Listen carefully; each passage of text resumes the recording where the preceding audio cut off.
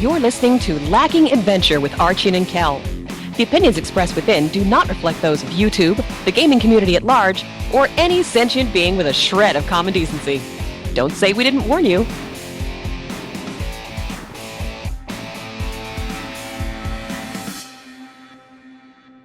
Welcome to episode 2 of Lacking Adventure with Archiean and Kel. I'm Archiean.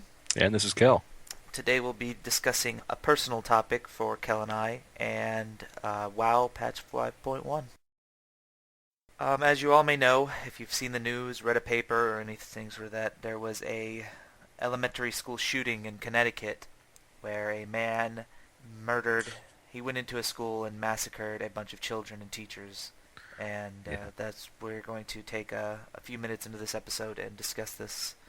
We don't need to go over all the details other than to say that the majority of them were children between the ages of 6 and 7.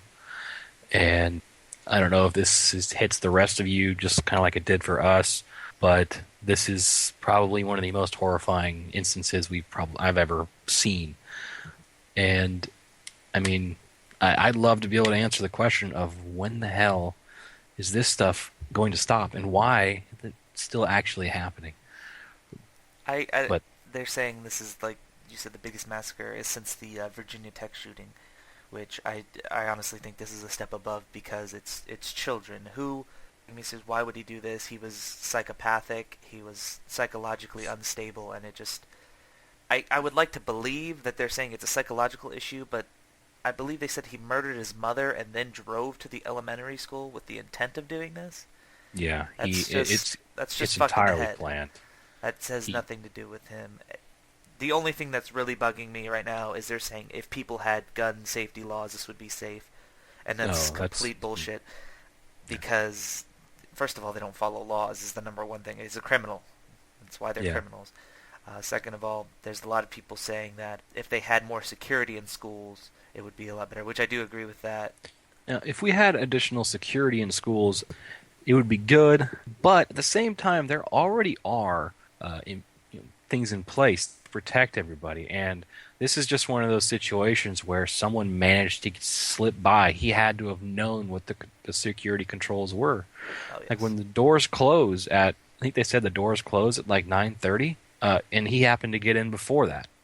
But once the doors close, then it's difficult for them to get in at all. Well, unless they want to start shooting their way in, and then you can still protect everybody. Yeah, I believe that you have to be secure, but at the same time, you can't go over the board and have them gated in a prison-like environment.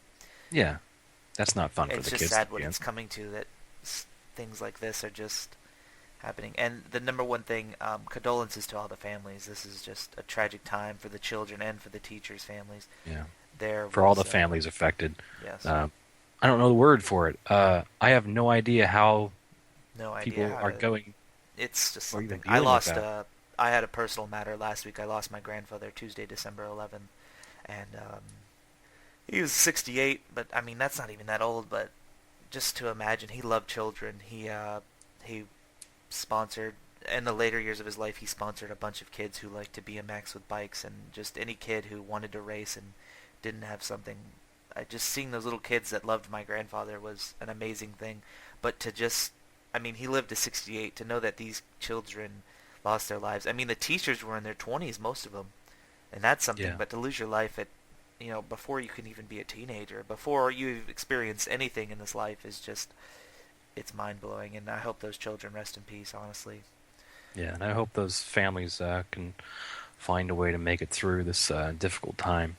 If you are inclined to actually help everyone in this situation, we will be posting in the description below places where you can send check donations, where you can go online and use donations there. Anything you can do to help. We'll be posting a phone number they had listed as well. We'll have all that in the description below. And again, this is a terrible tragedy, and before we move on to something a little bit lighter, we're just going to give a moment of silence here for those that lost their lives in Connecticut.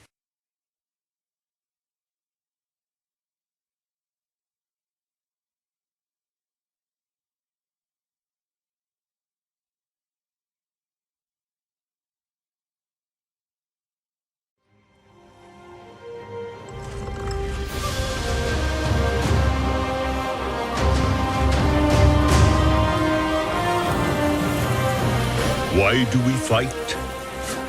To protect home and family. To preserve balance and bring harmony.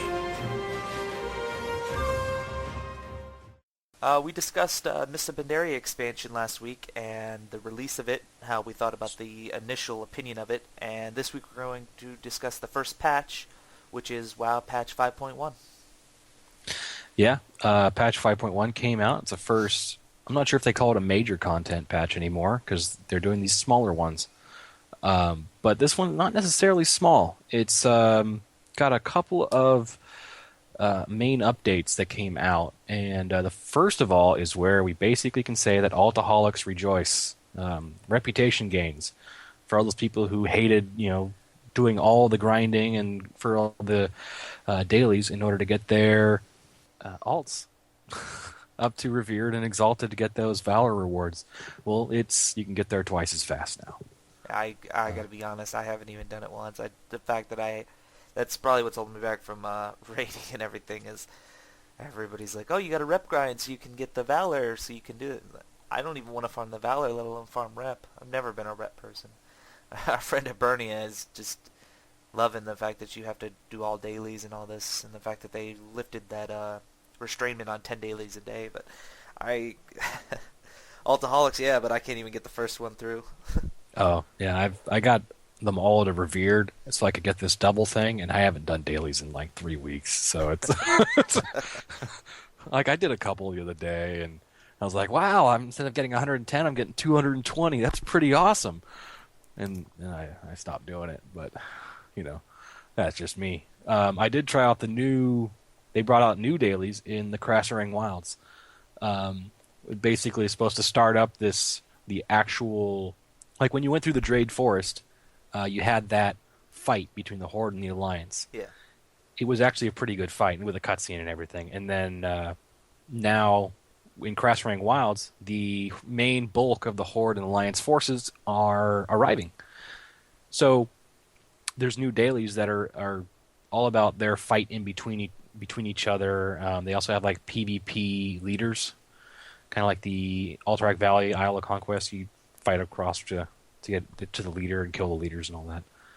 Oh, that's interesting. Still not going to do dailies, but Yeah, no. I did it the first day, and it was oh my god, there were so many people in there. Oh yeah. It took me forever to get it done. You yell PvP dailies, and you're just asking for a whole mess of people after that. Oh yeah. Well, everyone's questing in the same spot, both Horde and Alliance. We're not actually on a PvP server. I can only imagine what it's like on a PvP server. It gets pretty rough. Travel in groups, my friends. Travel in groups. Pokemon Masters rejoice, huh? Pokemon Masters? What? What is this? Yeah, they brought out new ways to upgrade your pets so that you can make that giant sewer rat that you fished up in Dalaran. You can make him epic, and you can make him awesome. Even the chicken you get from Westfall, you can make him epic and awesome. Apparently you get it from... So, you get these upgrade tokens, I don't remember what they're called, from the bags you get from actually doing the fights with the trainers. It seems like they were doing dailies with it. I haven't actually done that in a while. I thought they were just made like a single quest. Maybe they're repeatable. Someone would have to answer that for me. But another update they made for the pet stuff is they updated the journal. One thing I was always curious about, I was like, if I have a list of 150 or 200 actual different types of pets, how the hell do I know where to get them? Yeah, that without looking it up online. This pet looks cool, but I'm not going to look for it all over the world. Yeah, seriously, I don't want to go. I don't want to. You have to look up at some other things like Petopia, I think is the website that has a bunch of pet information. At least it did back in the day. I'm sure they keep it updated. But now, this is nice. You don't even have to leave the game. Hey, you don't even have to leave the game now. It lists in the actual zones where, like, I'm going to search for everything in Westfall. That's where I'm going to be, and it'll tell you it'll show all the pets that are in there, and you can see which ones you have or don't have. Pretty cool. So that's pretty awesome. Other than pet stuff, something that I haven't tried out yet, and I really want to, is this Brawlers Guild. Like, they should just call it Fight Club. You were talking about that. Seriously, what? They should just call it Fight Club. I think it's just a way. It's honestly for PvPers. They said it's not that interesting, but for PvEers, they get a little experience of 1v1 combat and a few little PvP notes, I guess. I mean, it doesn't seem like it's going to be anything valuable for PvP because if you're PvPer, you know there's a huge difference between an NPC and a player. There's a huge difference between PvE people and players, and you can have, a player with your health as opposed to the PvE guy with 3 million health, and you'll have more problems with the healer, the player. Of course, they also do like 10 times more damage, and That's true. Although I did hear that Hibernia was doing it, and then she almost got one shot by one of the guys. I guess I don't know. Apparently, they hit kind of hard. No, she's One a of those- crossmade. She'll be fine. One of those kiting experiences, apparently, is what it Joy. seems to be. Must suck for melee. So I'll have to figure that shit out. Better I'll just go prot and You're a have it paladin, take me you're fine. years, whatever. And what else do we have on the list here? We have the updated UI. And you see it. Anybody could see this without having to hunt it down. It happens to your UI. It's every time you get stunned, it shows you what stunned you, or what's currently stunned, how long you've got, and works pretty well. I've had many times where I was doing PvP and suddenly realized I couldn't do shit, and I didn't know what was going on. And I like now it. it actually shows you. I like it, but it's a little too... It seems like we've said massive times before, especially in Kata, and if anything, Wrath of the Lich King promoted this the most. They're trying to make PvP more simplistic, so more people can enjoy it. And you notice how they're bringing out almost a raid every one of these mini patches. They're trying so people can get more content. I think WoW's trying to understand that you can't come out with one thing and expect it to last 6 or 7 months. You have to bring little things in along the way to keep people interested in your game. Otherwise, you're going to get blown out of the water. Well, I thought they were doing it in a pretty good speed before, but that Dragon Soul patch That lasted. that lasted a long. It took too long. time. They're like, okay, well, this is the last patch for everything. And there They was a tried few doing that. things in between, but there was nothing that. Yeah, well, with BC, the last patch was gonna be Black Temple, I think. No, Black Sunwell. Temple was going to be the last one, and then afterwards they brought out the Sunwell because there was too much of a time in between. But then they brought out Sunwell too late, and there was weeks before Wrath of the Lich King.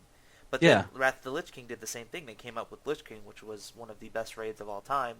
And at the end of it, there was not even a month before the patch, I think, and they brought out Ruby Sanctum that nobody even cared about. Why would we farm a raid that's going to last... Gear's going to last us a week. Yep. So they messed up there, and I think that they thought that too. They're like, well, if we put more time into another patch, it's just going to be wasted like we did before. But they lost a lot of subs in between that time. Yeah. There was just too much of a gap. It was like, 7 months, 8 months? People were farming Firelands again instead of caring about Dragon Soul. Yeah. Well, Firelands was the harder one. Yeah. So funny. people... And, hey, I still want to fight Ragnaros. I think I fought him once, and he killed me every time I tried. So... Talking about every time we go into Molten Core. You're listening to Lacking Adventure with Archie and Kel, home of top shelf liquor and bargain basement call girls. Sub, like, comment. We'll put all the everything in the description below, specifically for our first subject, the Connecticut shooting, if you want to help out the families or see if you can do anything in any way. And we will put all the links in the description below. So, see you next week.